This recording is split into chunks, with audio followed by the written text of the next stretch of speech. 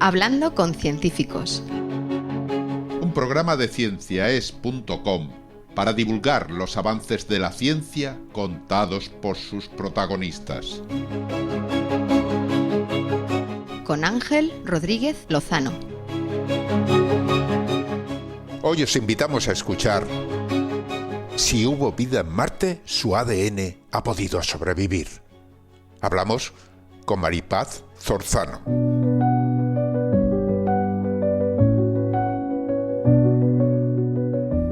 No sabemos si existe vida más allá de la Tierra, pero si la hubo, y aún persiste en algún rincón del sistema solar, uno de los lugares más prometedores para buscarla es Marte. A lo largo de las últimas décadas, numerosas misiones han descendido sobre su superficie y en la actualidad hay dos rovers, Curiosity y Perseverance, que exploran regiones donde, en tiempos remotos, abundó el agua líquida, un ingrediente esencial para la vida. Curiosity ha detectado carbono y moléculas orgánicas simples en rocas sedimentarias del cráter Gale. Sin embargo, estos compuestos no bastan para demostrar un origen biológico.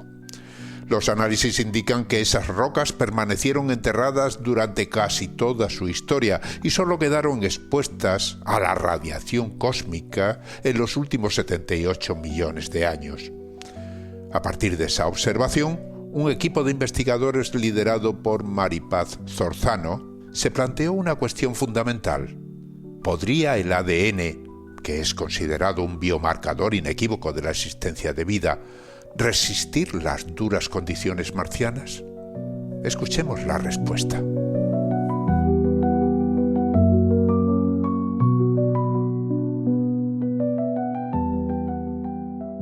Hablamos hoy con Maripaz Zorzano. Y no es la primera vez que hablamos. Es investigadora en el Centro de Astrobiología, en el CAB, que es un centro, como sabéis, del Consejo Superior de Investigaciones Científicas y del Instituto Nacional de Técnica Aeroespacial, el INTA. En esta ocasión vamos a hablar de la posibilidad de detectar ADN en Marte. Por lo menos de la posibilidad que haya resistido durante muchísimos millones de años y por lo tanto nosotros podamos de alguna manera localizarlo y detectarlo. Viene todo esto de un artículo publicado en Communications, Earth and Environment que habla de estos temas. Bueno, ante todo un saludo, Maripaz, muchísimas gracias por estar de nuevo con nosotros. Hola Ángel, muchas gracias a ti por invitarme. Fragmentos de ADN que podrían sobrevivir en rocas de Marte durante más de 100 millones de años. Bueno, son muchos años para empezar, ¿no? Realmente no tenemos rocas marcianas donde podamos encontrar por ahora ese ADN, ¿no? ¿Cómo se os ocurrió esa idea? ¿A qué se debe? Pues mira, como sabrás, en astrobiología intentamos entender cómo empieza la vida en la Tierra y también intentar entender si la vida podría haber aparecido en otros sitios. El lugar más natural para explorar y buscar vida al que podemos llegar con misiones robóticas, ese es Marte. Entonces, hay una serie de misiones que ya llevan años estudiando la superficie de Marte, intentando comprender cómo fue el pasado del planeta, cómo evolucionó desde un momento en que era como la Tierra, tenía un ciclo de agua, tenía material suficiente para que la vida emergiera. Eso fue pues hace 3.500 millones de años, cuando en la Tierra empieza a aparecer la vida, Marte pues era habitable. Y ese planeta, sabemos por las medidas de misiones como Curiosity o como Perseverance, fue evolucionando, perdió el campo magnético, perdió la atmósfera, perdió el agua líquida y se convirtió en lo que nosotros vemos ahora, que es un planeta muy frío y aparentemente seco. La pregunta que quieren hacer estas misiones y otras que se harán en el futuro, como la Mars Sample Return, la misión de retorno de muestras, es ver si en las rocas de Marte se han preservado algún signo de que en el pasado pues, hubo vida. Esos signos se llaman biomarcadores. No solo buscamos biomarcadores de vida que hubiera podido desaparecer, morir, también, ¿por qué no?, vida que pudiese seguir activa, aunque esto es algo más improbable porque Marte no es un buen lugar para vivir. Cuando diseñamos esto, pues lo que tenemos que preguntarnos es qué sobreviviría mucho tiempo en una roca de Marte. Y la comunidad ya hace mucho tiempo que pensó que moléculas como aminoácidos, lípidos, azúcares, todas las formas de vida de la Tierra utilizan, pues desaparecería porque después de millones de años en la superficie de Marte expuestos a radiación, esas moléculas se rompen. Y así es como nosotros empezamos la pregunta. Hay una misión que se llama Curiosity, que lleva ya desde el año 2012 estudiando el cráter Gale y estudiando unas rocas que son sedimentarias, que se forman cuando ha habido agua que ha traído material de detrito, de grano muy fino y se ha secado, haciendo pues como las arcillas en la Tierra, pues estudiando estas rocas encontró muchas moléculas orgánicas, bastantes, y también pudo, con unas técnicas que utilizan isótopos, decir cuánto tiempo llevaban esas rocas expuestas a radiación. Y la conclusión es que eran rocas que llevaban 75 millones de años expuestas a radiación. Y ese fue nuestro punto de partida. Vamos a coger rocas que se parezcan a esas, de la Tierra en nuestro caso, y vamos a ver si en el caso de que ahí hubiera vida y hubiera material orgánico, ¿qué pasa cuando aplicamos la radiación equivalente a 75 millones de años? Ya, pero tengo entendido de que las muestras fósiles, digamos, de vida que se han encontrado en la Tierra más antiguas tienen esa antigüedad, 3.500 millones de años, ¿no? O sea que hay un paralelismo, como tú has dicho. En esos tiempos en Marte también había agua líquida y podía haber surgido como nosotros, pero claro, son 3.500 millones de años. Tú hablas de un periodo bastante más corto. Más corto. Claro, lo que pasa en Marte, la evolución del planeta es muy discontinua. Ha habido épocas en las que desaparece el agua, hay épocas en las que está cambiando continuamente de eje de rotación, entonces se cambian las zonas en las que hay hielos. Digamos que la habitabilidad del planeta no ha sido tan continua como la de nuestro planeta, la de Tierra. Pero la vida encuentra refugio, lo sabemos también de la Tierra, encuentra refugio dentro de rocas, dentro de cuevas, dentro de pequeñas venas de sales en rocas, y eso es suficiente para que un microorganismo pueda sobrevivir, pueda tener recursos, alimentos, pueda tener acceso a agua. Por eso nosotros nos hemos centrado en estudiar microorganismos que viven dentro de una roca. Aunque es verdad que ese momento en el que había océanos y ríos, seguro que era hace 3.500 millones de años, en el caso de las rocas que han estudiado con el rover Curiosity, se supone que se acumularon estos detritos, se formaron esas arcillas y después quedaron cubiertos por otras capas de rocas Ajá. que la erosión se encargó de retirar. Y es solamente recientemente, solamente hace 75 millones de años, cuando han estado expuestas a radiación. O sea que al estar ahí cubiertas, digamos, de alguna manera quedaron más protegidas, ¿no? Más protegidas, exactamente. Y en la Tierra también sabemos que ocurre lo mismo. A día de hoy se sacan testigos de rocas muy profundas, de kilómetros de profundidad, y tú te encuentras que hay microorganismos vivos, porque tienen todo lo que necesitan. Tienen carbón orgánico, tienen minerales en las rocas que tienen distintos estados de oxidación y los utilizan para comérselas y sacar electrones y hacer su metabolismo. Así que tenemos en el caso de Marte ahí el rover Curiosity, ahí está en un cráter. El cráter lógicamente se llenó de agua en su momento y por lo tanto se convierte en esa fuente posible de vida en aquellos tiempos. Ya veremos lo que pasa después, ¿no? Y también tenemos otro rover, el Perseverance, que está en otro cráter, el Jezero, que también está ahí recogiendo muestras. Esas son para traerlas a la Tierra, ya lo contaste en la otra entrevista, sí. Pero claro, todavía tenemos que esperar. Están ahí esperando y claro, sería más fácil analizar esas, ¿no? Pero claro, como decía antes, no tenemos todavía muestras de Marte, así que lo comentabas, hay que buscarlas en la Tierra. Supongo que la elección del lugar y de las rocas no debe ser fácil, ¿no? Porque pretendemos emular lo que allí ha ocurrido. Claro, claro. Cuando hacemos este tipo de estudios, buscamos algo que se llama ambiente análogo. Estás intentando simular algo del otro planeta. Entonces, tenemos la suerte de que hay dos rovers estudiando dos cráteres que, como dices, se llenaron de agua porque había ríos que traían agua. Y lo que nos interesa investigar es el material sedimentario, sobre todo, porque eso es lo que es muy bueno para preservar moléculas orgánicas, para preservar la vida, porque eso indica que ha habido agua durante mucho tiempo. Así que lo que cogimos era de los compañeros que trabajan en el Centro de Astrobiología, que son expertos geólogos que exploran todo el planeta, pues rocas sedimentarias, algunas más recientes, solamente tienen 2.800 años, y otras muy antiguas. 2.800 años o 2.800 millones Pues de años. las frescas son de 2.800 años, pero las antiguas son de 2.800 millones de años. Entonces ya tenemos una ventana de tiempo en ese momento pasado en que la vida empieza a formar depósitos de rocas carbonatadas en las que se preserva algo de historia de quien vivió ahí. Esas rocas en la Tierra, como la vida está en todas partes, pues han sido reconquistadas. Es imposible que encontremos los organismos que estaban allí originalmente. Pero en cualquier caso son rocas que tienen mucha historia. Son buenos análogos por eso, porque son sedimentarias y esos millones de años que te asustaban antes, pues estas ya lo han vivido.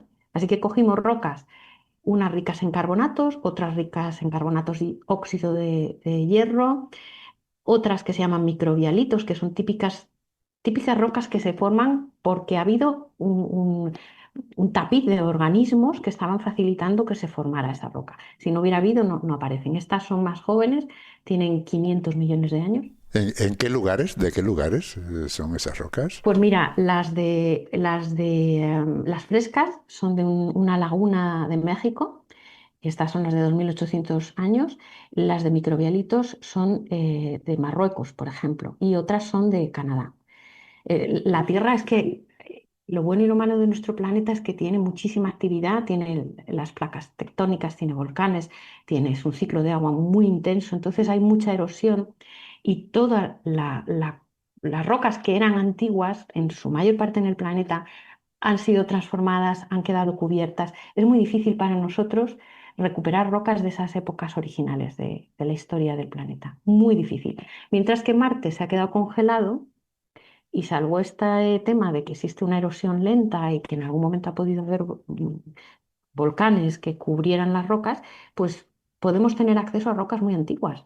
Ir a Marte y estudiar sus rocas, en cierta manera, también es estudiar la historia de nuestro propio planeta, porque tuvieron un origen similar.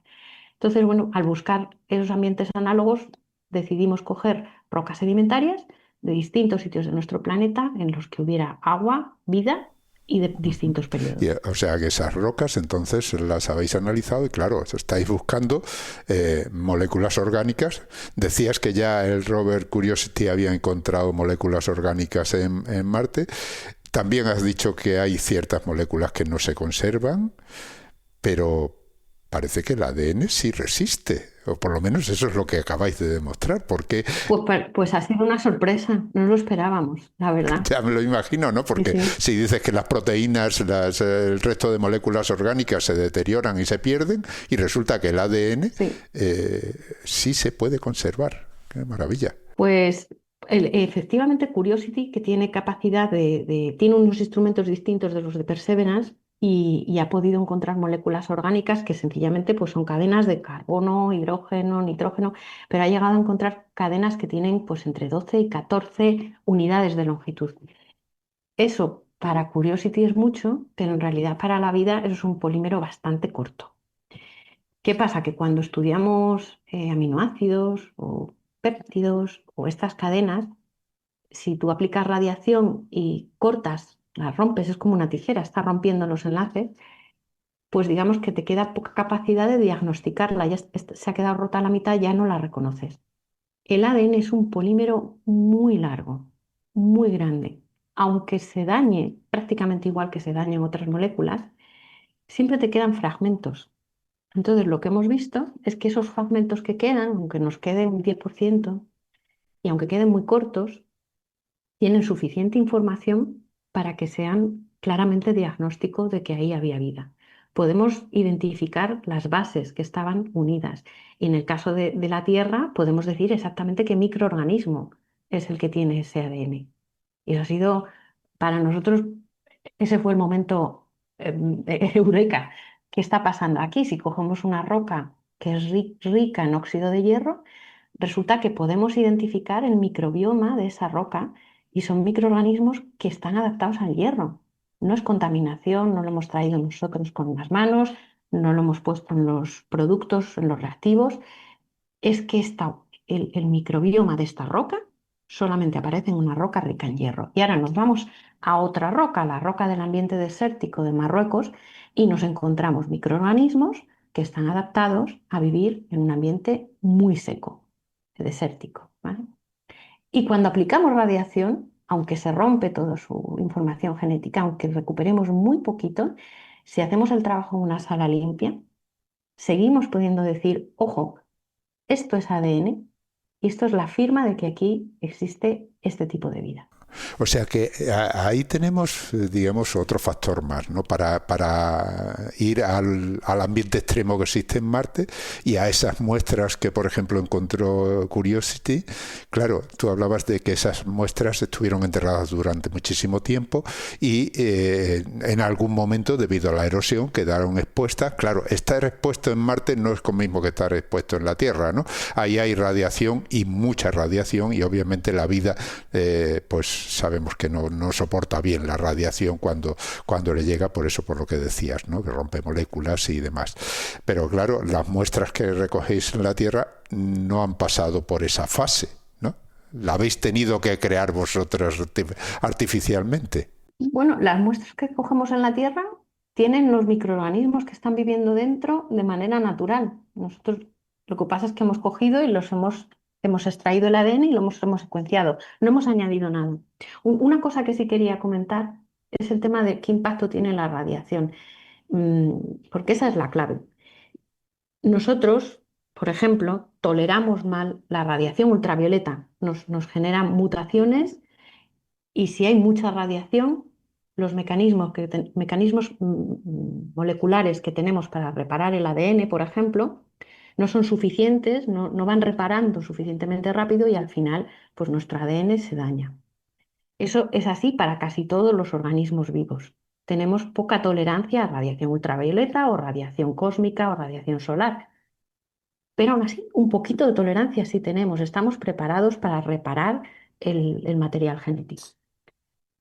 Si pasamos la radiación de lo que podemos tolerar, entonces esterilizas la vida. Entonces matas la célula. Aún así hay organismos que tienen el récord de tolerancia de radiación. Tenemos muchos organismos en la Tierra que podrían vivir, por ejemplo, en Chernobyl, en las paredes que estuvieron expuestas a radiación y para ellos es normal, lo pueden tolerar. Esos extremófilos podrían vivir en Marte. No tienen problema en recibir las tasas de radiación que llegan a día de hoy. Pero tienen que tener ese mecanismo de defensa. Ahora hay otro problema. Una vez que una célula se muere, en la Tierra se degrada rápidamente porque, primero, otros microorganismos la van a degradar porque hay vida, porque hay agua y el agua rompe todo, porque hay oxígeno que también rompe todo. Sin embargo, en Marte, primero, no parece que haya tanta vida para degradar una célula. Segundo, no hay agua líquida. Tercero, no hay tanto oxígeno. Marte es como una gran nevera. Nosotros metemos una muestra de tejido en un congelador y se va a preservar muchísimo tiempo. Bueno, pues Marte es así. Es una gran máquina de preservar. Lo único que puede dañar si llevas mucho tiempo en Marte es la radiación. Ahí ya no es que te esterilice, ahí es que va rompiendo poco a poco las moléculas en una fase post-mortem. Rompería la membrana, rompería los lípidos de esas membranas, rompería todas las moléculas que están dentro del citoplasma celular y eventualmente llegaría al ADN. Pero el ADN, decíamos, no solo es un polímero, sino es que además tiene una estructura en 3 dimensiones, está plegado sobre sí mismo. Con lo cual, lo primero que se va a romper es lo de fuera. Y lo de dentro va a estar siempre un poquito más protegido. Ajá. Bueno, en ese caso estamos hablando de muestras que en Marte estarían expuestas a radiación.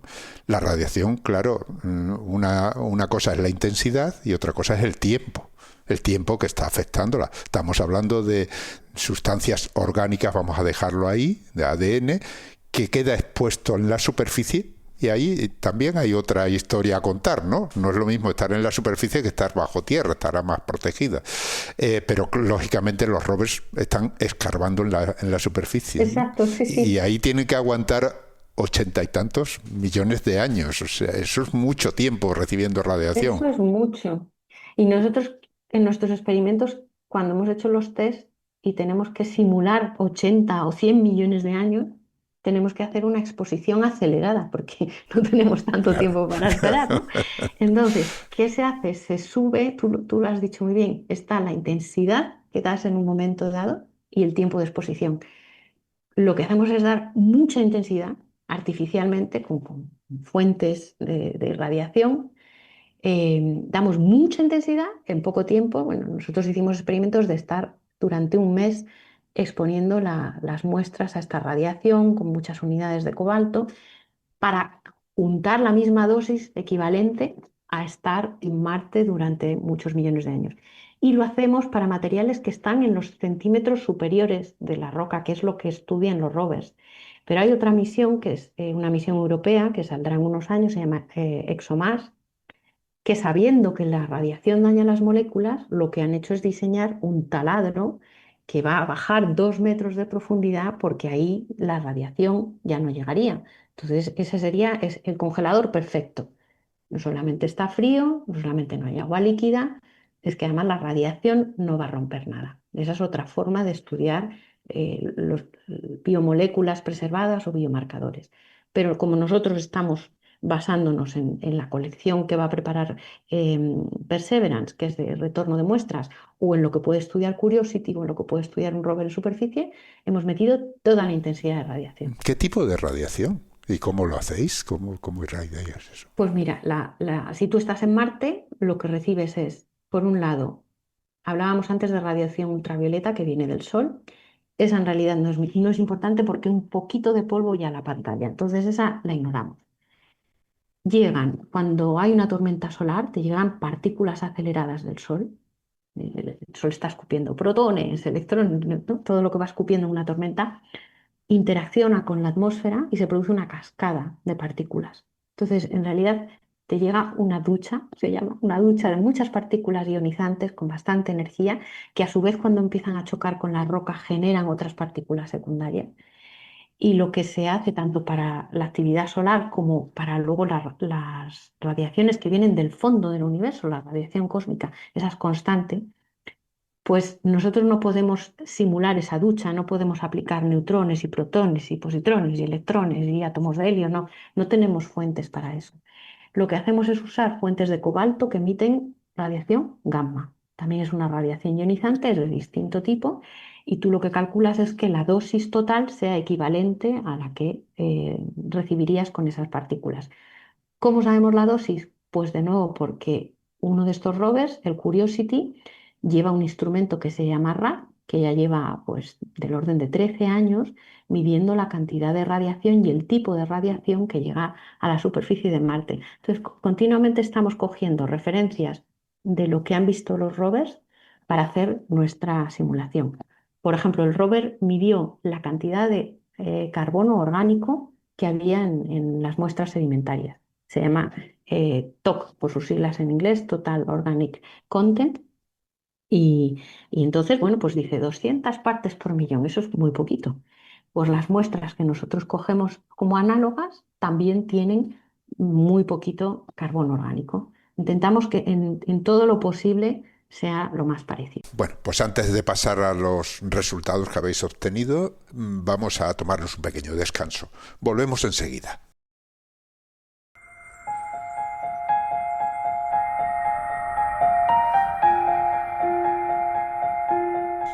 Estáis escuchando Hablando con Científicos, un podcast de cienciaes.com para divulgar la ciencia de la mano de sus protagonistas.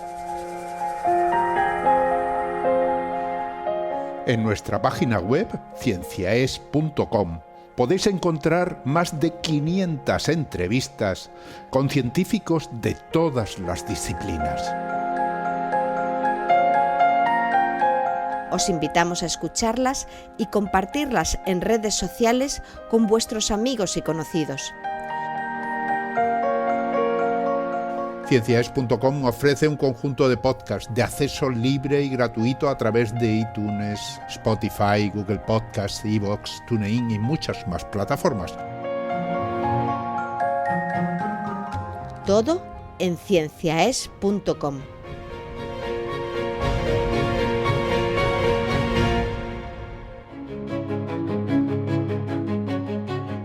Continuamos hablando con María Paz Zorzano, que es investigadora del Centro de Astrobiología, un centro mixto del Consejo Superior de Investigaciones Científicas y del Instituto Nacional de Técnica Aeroespacial, el INTA.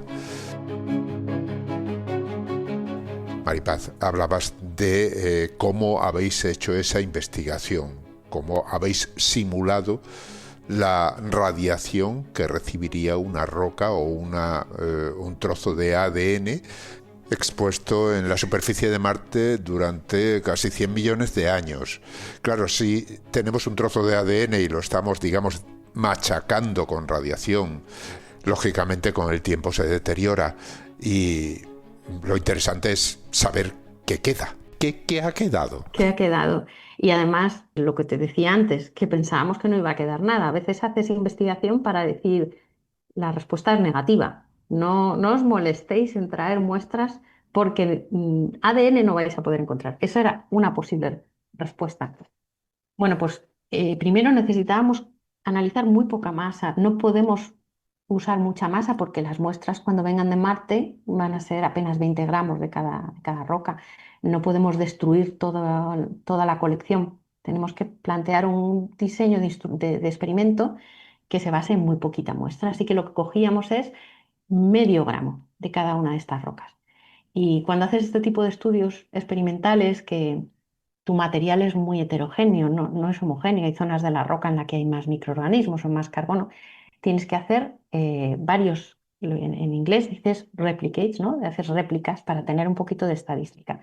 Así que cogíamos de cada muestra 3 casos de medio gramo, que eso es poquísimo, lo molemos con una máquina que tiene pues como un mortero para convertirlo en polvo y entonces aplicamos los procesos estándar que se usan en la Tierra para extraer ADN. Si tú quieres extraer el ADN de un hueso, por ejemplo, o estás estudiando pues el ADN que ha podido quedar en una vasija, o como decíamos antes, para estudiar los microorganismos de un ecosistema, pues aplicas productos comerciales, que son líquidos, se disuelven, se añaden a esa roca y van extrayendo el ADN, lo agitas, aplicas unos ciclos de temperatura y terminas extrayendo el ADN. Una vez que lo tienes, nosotros lo que aplicamos es una tecnología que se llama nanopore, o de poros muy pequeños en los que solamente va pasando cada base del ADN de una en una y van identificando lo que es.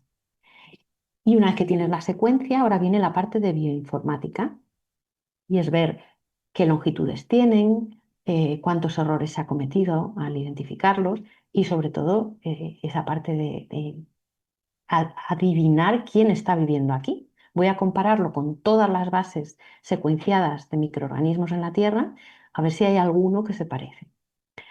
Hay muchos que se parecen, pero hay muchos que no se identifican. Hay una cosa que se llama el microbioma oscuro. Son todos los organismos de los que no tenemos ni idea de qué genoma tienen. No tienen un nombre, nadie los sabe cultivar, pero existen. Entonces comparamos con lo conocido, pero muchísimo del material que nosotros secuenciábamos no podíamos asignarlo a nadie. Y en el que sí asignábamos, pues efectivamente veíamos que según la roca que habíamos estudiado, ese medio gramo, si era de una roca rica en hierro, nos salían microorganismos que toleran el hierro. Si era de una roca del desierto, nos salen microorganismos que viven bien en condiciones de extrema sequedad, de ausencia de agua, etcétera, etcétera. ¿Y qué porcentaje de ADN se puede conservar ya extrapolando esto a lo que puede ocurrir en Marte, ¿no? Porque estaba hablando de medio gramo sacar una muestra, de ahí extraer, vamos, lo estás poniendo difícil. Es eso, es un objetivo tan difícil de cumplir porque si te voy a dar medio gramo de una roca que tiene muy poquito carbono orgánico y estamos hablando de que puede haber pues un nanogramo de ADN Y la radiación se va a cargar al 85% del ADN. Cada vez tienes menos. Entonces nosotros trabajamos a nivel de picogramos, una parte, ¿vale?, por cada 1.000 millones. Es muy poquita masa. Y el problema de esto es que ahí ya llega un momento en que compites, al analizar esa señal, compites con la contaminación. Es inevitable, todo lo que nosotros tocamos está lleno de vida, de nuestra propia huella. Los productos químicos que compramos, el laboratorio en el que trabajamos, pues tiene que ser una sala limpia, pero aún así todo tiene contaminación porque este planeta está habitado por todas partes. Entonces, parte del estudio intentábamos también ver cuánto hay de contaminación que no se puede evitar. Si en algún momento la señal que recibimos es más baja que la contaminación, pues ya no podríamos decir, he encontrado vida. Tienes que tener una señal por encima de tu contaminación terrestre para poder decir esto que he encontrado estaba en esta. Has hablado de las bases del ADN, ¿no? Sabemos que el ADN está compuesto realmente por moléculas más pequeñas que van ordenadas ahí, formando esa hélice, y al final es un idioma. Realmente es un alfabeto de 4 letras con el que se escribe todo lo que somos, básicamente. Pero claro, esas bases son las que detectáis, ¿no? Pero yo tengo entendido que ya habíais detectado bases con una misión, la misión Osiris, en un asteroide que vino a la Tierra, y ya se habían detectado ahí, en ese asteroide, se habían detectado esas bases. Claro, detectar las bases y detectar el ADN, como sabéis que están ensambladas, ¿no? Porque pueden estar por ahí desperdigadas sin necesidad de estar unidas formando un trozo de ADN. Pues es exactamente lo fascinante es que justo ha sido el año pasado, me parece, o a principios de este año, creo, se publicó el análisis de las muestras de un asteroide que tiene 4.500 millones de antigüedad, que se llama Venus. Hubo una misión que fue allí, recogió otra vez unos gramos de rocas, lo trajo a la Tierra y se han analizado y se han encontrado las bases que nosotros usamos en la vida en la Tierra. Pero esas bases venían sueltas, ¿vale? No venían unidas. Y se puede ver, tú puedes ver que no hay enlace. Digamos que los ingredientes están ahí. En el espacio se forman las bases, fuera de la Tierra. Luego en Marte tienen que existir también, aunque solo sea porque van cayendo. Pero para que se unan, para que se vayan uniendo, se formen estos enlaces, esas condiciones que van haciendo que se unan, eso lo estudia la química prebiótica. En general, pues necesitas un poquito de agua líquida, necesitas unas condiciones suaves, ciclos, hasta que en algún momento, pues esto es muy eficiente, son sistemas químicos muy eficientes que terminan ordenándose y podrían usar las mismas bases que usamos en la Tierra, pero hay más bases, podrían utilizar otras. Tenemos que estar preparados para ver no exactamente ADN, sino otro polímero muy parecido al ADN. Podría, en vez de tener una estructura basada en ribosa, que es el azúcar que llevan las bases en la Tierra, pues otro azúcar, por ejemplo, otro grupo como un glicol. Nosotros empezamos investigando el ADN porque es para nosotros la firma más fácil de seguir, es un polímero, tenemos técnicas, pero el siguiente paso pues, es estudiar cómo secuenciar otras bases o cómo secuenciar algo sintético. En la Tierra se hace sintéticamente, no aparece de manera natural un polímero que tenga, en vez de ribosa, pues otro elemento. Porque la vida que encontremos fuera de la Tierra no necesariamente va a ser exactamente como la nuestra. Se puede parecer, se va a basar en la química, se va a basar en la química orgánica, pero hay otras formas a las que puede haber convergido, ¿no? Hay otras soluciones. Bueno, o sea que digamos que todo esto queda ahí en el aire a la espera. A la ¿no? espera. A la espera de que vengan esas muestras. De que ¿no? vengan, Porque... pero la buena noticia es que hay esperanza. Es que antes yo al menos no tenía esperanza. Ahora hay esperanza para mí encontrar un polímero que lleva información genética. Eso es una muestra incuestionable de vida. Si me encuentro azúcares, pues es que eso lo hemos encontrado. Las bases nos las hemos encontrado en asteroides. Pero si te encuentras un polímero de información genética, eso es el verdadero biomarcador. No solamente podemos traer las muestras, también podemos llevar este tipo de tecnología allí. Esa es otra posibilidad, claro. Ajá. ¿Y eso está previsto? Bueno, estas misiones llevan mucho tiempo, pero una vez que existe la tecnología, si se prepara una misión, se puede proponer. Hay grupos de trabajo definiendo una misión que se llama la misión de búsqueda de vida, que iría a Marte, que llevaría distintos instrumentos dedicados a buscar vida, y instrumentos que son pues, más sofisticados que los que hay ahora mismo en Curiosity y en Perseverance. En el caso de que se pudieran recoger, como decías, en esas misiones previstas para el futuro, ExoMars, ¿no? Se cogieran muestras del interior, ya no están, ya no habría que resolver todo ese problema de la radiación, ¿no? Ya habría que ir directamente a las muestras, no habría necesidad, no sería necesario, incluso se podrían encontrar a lo mejor trozos más grandes caso de que existan. Puede que se encuentre algo más grande. Lo que pasa es que ExoMars ya tiene toda su instrumentación preparada. Ya digamos que el diseño de en qué se va a basar las medidas son un poco parecidas a las que ya tenía Curiosity y Perseverance. Eso ya está integrado.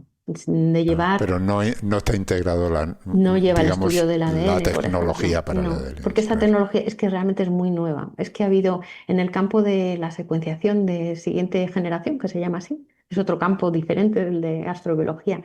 Ha habido un boom en la última década, que han aparecido nuevas tecnologías y nuevos sistemas pues que son adecuados también para utilizarlos en el espacio, pero hasta ahora pues no nos lo habíamos planteado. ¿Hay algún biomarcador? Bueno, estábamos hablando de biomarcadores como moléculas que de alguna manera están relacionadas por la vida y nos marcan la existencia pasada o presente de la vida, ¿no? Pero ¿hay algunos otros biomarcadores que no sean el ADN y que nos hablen también de la existencia de la vida? Pues mira, en realidad cuando la comunidad se plantea el decir qué pruebas necesitarías para decir sí, esto era algo vivo, no podemos, para decir algo tan fuerte, no podemos depender de una sola medida, necesitaríamos muchas medidas. La verdad, eso es lo que nos daría confianza. Entonces, ¿qué tipo de cosas estudiamos? Bueno, pues por ejemplo, que haya carbono orgánico, ¿no? Hemos dicho antes, primera medida, enséñame cuánto carbono orgánico hay en la roca. Buscamos cadenas de carbono como las que ha encontrado el rover Curiosity. Buscamos, por ejemplo, lípidos. Esos ya se pueden sintetizar sin que haya vida, pero es que son muy importantes para formar células, para formar membranas. Buscamos, por ejemplo, que haya proteínas, enlaces de aminoácidos, enlaces peptídicos, que queden restos de proteínas. Hay una propiedad que tienen las moléculas orgánicas que usamos en la vida, que es la quiralidad. Si encontramos que hay una manera de orientarse, que es lo que se llama quiralidad preferencial, puede indicar que ha habido un proceso de selección y que está asociado con vida. Se busca otra cosa que se llama las ratios de isótopos. Todos oímos hablar a veces de la datación del carbono 14. El carbono, como otros elementos, tienen distintas formas, unas estables, otras inestables.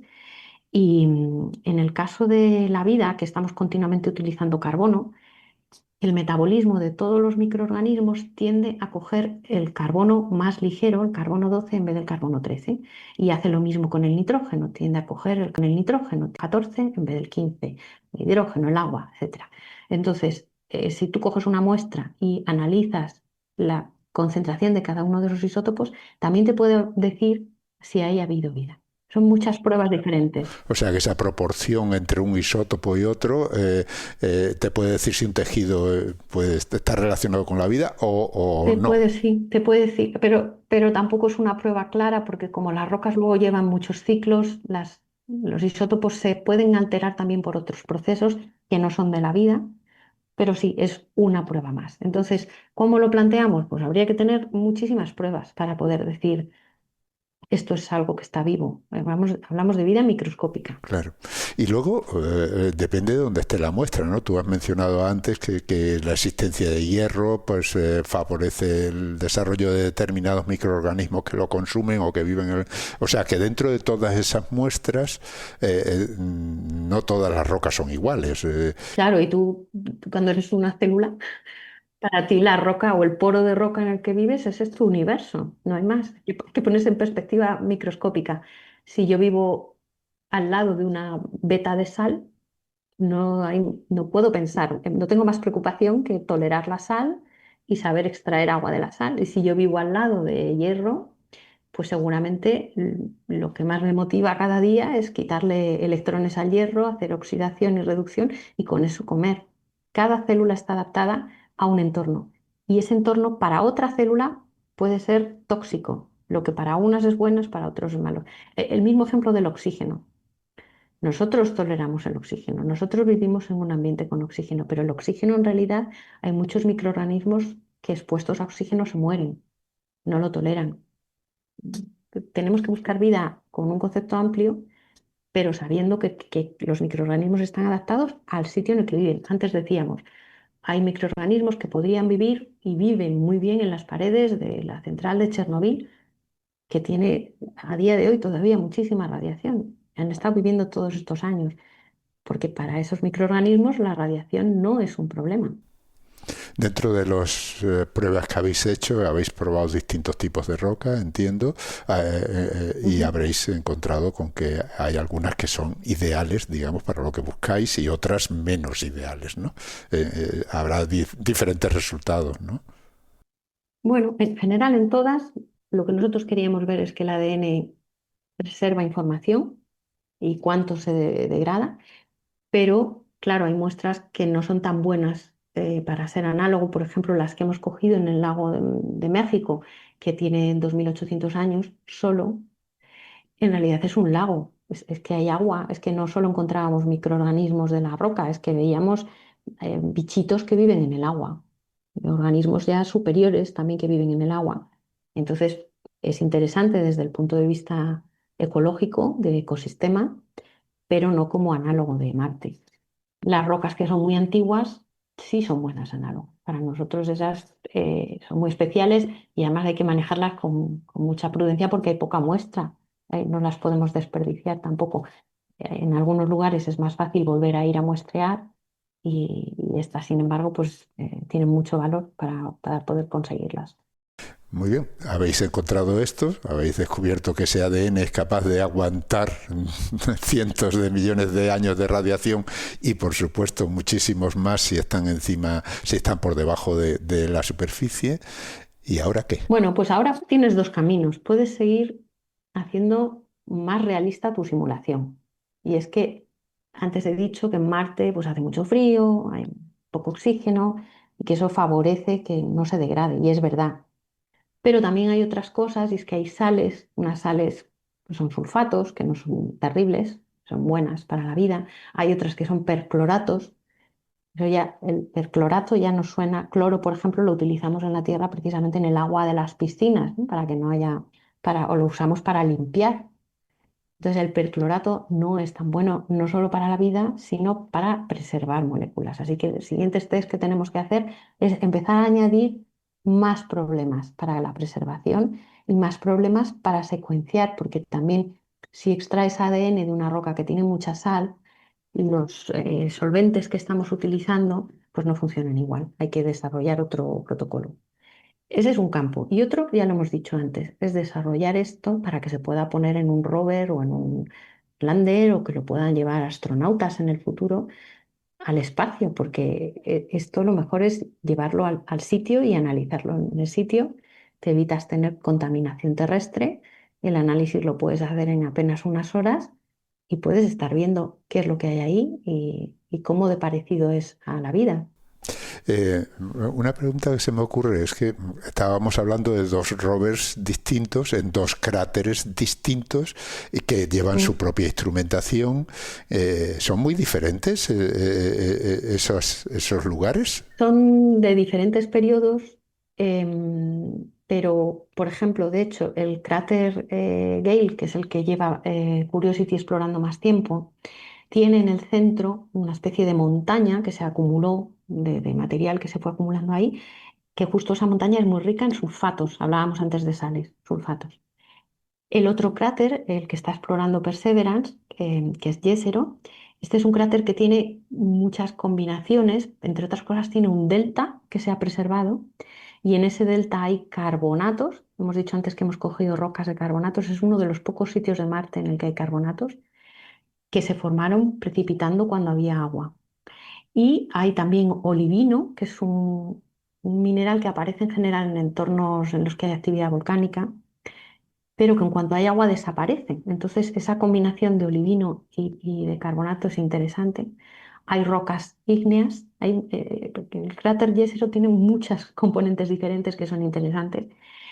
Y por cierto, la instrumentación que lleva el rover que explora este cráter, que es diferente, pues va encontrando señales de orgánicos, en este caso por un Raman, no solamente en rocas sedimentarias, también encuentra en rocas ígneas, ¿de acuerdo? O sea que, como estábamos diciendo antes, las moléculas orgánicas pueden venir del espacio también, pueden estar cayendo o se pueden haber formado allí de manera abiótica o pueden ser restos de vida antigua. Entonces, aunque los dos sitios son distintos y corresponden a periodos diferentes y a procesos diferentes, en ambos sitios han encontrado moléculas orgánicas. Ambos sitios han sido habitables y esto es un patrón que empieza a ser que lo vemos, que ocurre en Marte. Luego es normal que pensemos que cualquier muestra que traigamos de Marte podría tener como poco moléculas orgánicas. Ujú. ¿La historia del agua en ambos cráteres data de los mismos tiempos o en algún lugar persistió más tiempo que en otros? Sí, data de periodos distintos. Lo que pasa es que datar lo que ha ocurrido en Marte es muy complicado, porque se infiere, no tenemos medidas exactas, se infiere. Es decir, lo deduces, haces una serie de hipótesis. La manera en que se data la juventud de un terreno de Marte es contando los cráteres. Cuanto más antiguo, más círculos tienes de que ha habido cráteres. Claro, allí no hay, allí la atmósfera es muy débil y cualquier trocito, cualquier piedrecita que caiga deja su cráter, ¿no? Y Va además a dejar su persiste. huella. Pero ahí ya hay trampa. Y la trampa la has dicho tú, es la atmósfera. Porque esas tablas para decir la antigüedad que tiene se hacen basándose eso se llama la cronología, en esas tablas cuando se han hecho para la Luna. La Luna no tiene atmósfera, nada. Pero Marte la ha tenido, a veces más, a veces menos, luego la vuelve a tener, luego no la tiene. Entonces ya ahí estamos haciendo la primera trampa. Y se hace comparándolo con la Luna, porque en la Luna hemos contado los cráteres y hemos traído muestras de la Luna. Y una vez que yo tengo la muestra en el laboratorio, ahí ya sí te puedo decir cómo de antigua es. eh, Adelante con esas investigaciones, porque la verdad es que cada vez que hablo contigo me entero de un montón de cosas, sobre todo de detalles que yo creo que son importantes comunicarlos, ¿no? Y te agradezco mucho que nos lo cuentes, porque además se entiende muy bien todo lo que explicas. Así que me quedan ya las preguntas finales, ¿no?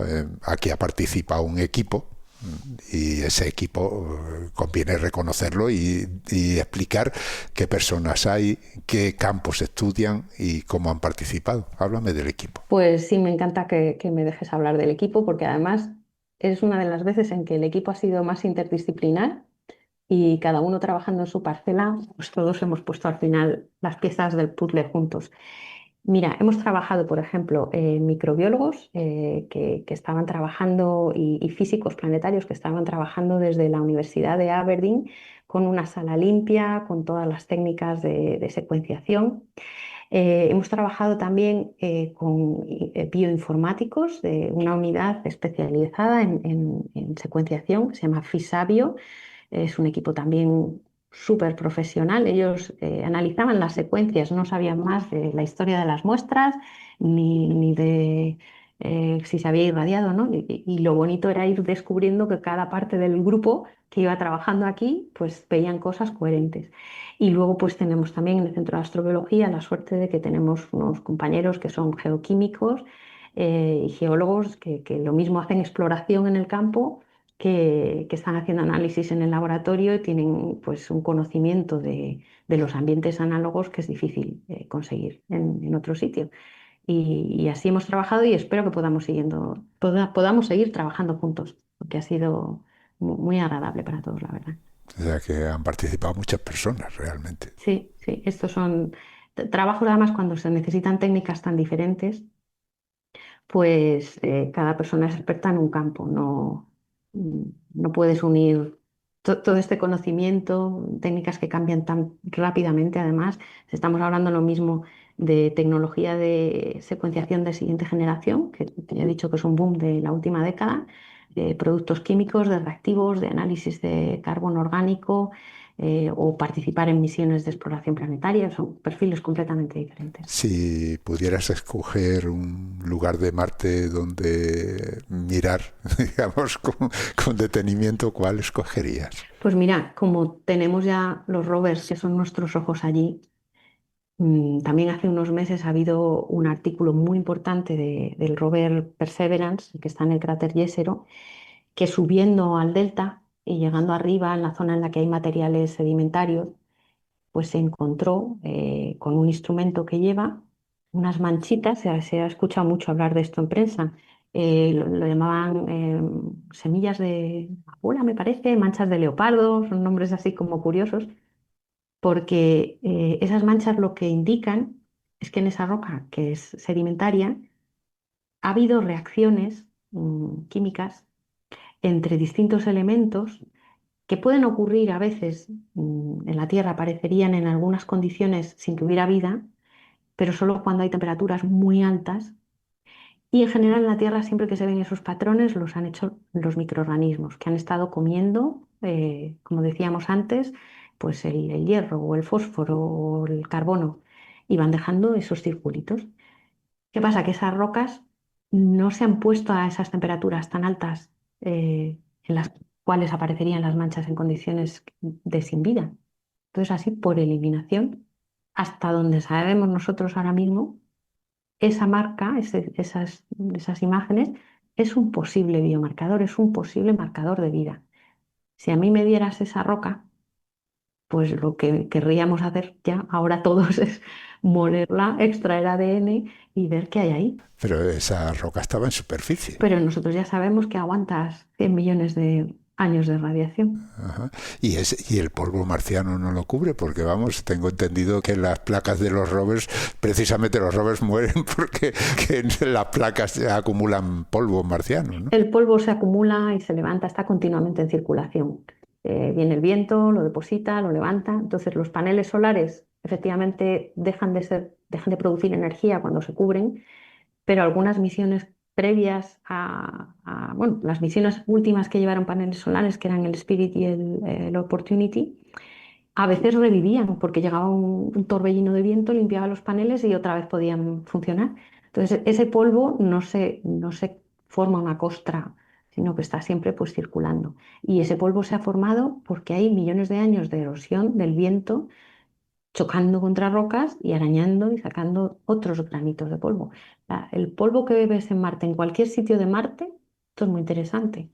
El polvo que estudias, vayas donde vayas, tiene la misma composición, porque es una mezcla de las rocas de todo el planeta y está continuamente circulando. Muy bien, muy interesante. No sé si queda, bueno, quedan muchísimas cosas, porque lo digo siempre, ¿no? Un estudio de estas características sería para estar hablando muchísimas horas en muchos aspectos.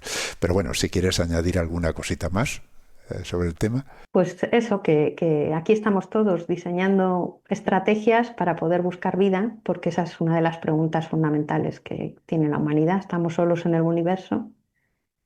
Y a mí me gustaría pensar que no.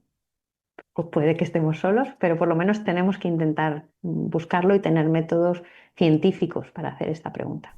Sí, por lo menos ahí hay una química que parece que se repite en demasiados sitios como para ser tan negativos a la hora de pensar, ¿no?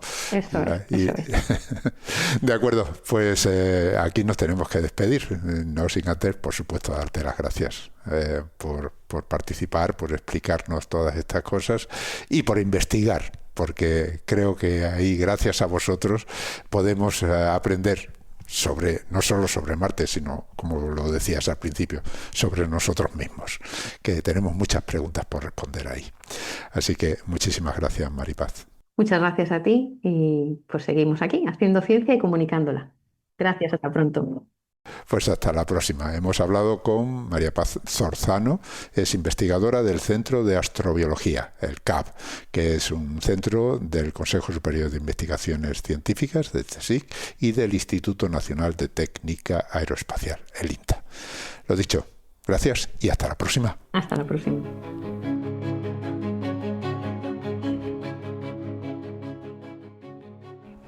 Y como siempre, antes de despedirnos, tengo que recordaros que Hablando con Científicos y el resto de los podcasts de cienciaes.com son posibles gracias a vuestras donaciones. Es nuestra única fuente de ingresos. Así que, si escuchas nuestros programas, si te gustan y todavía no te has unido al grupo de mecenas, ánimo, únete. Visita cienciaes.com, pulsa el botón de donar y elige cualquiera de las opciones que ahí se ofrecen. Han escuchado ustedes Hablando con Científicos, con Ángel Rodríguez Lozano. Cienciaes.com. Ciencia para escuchar.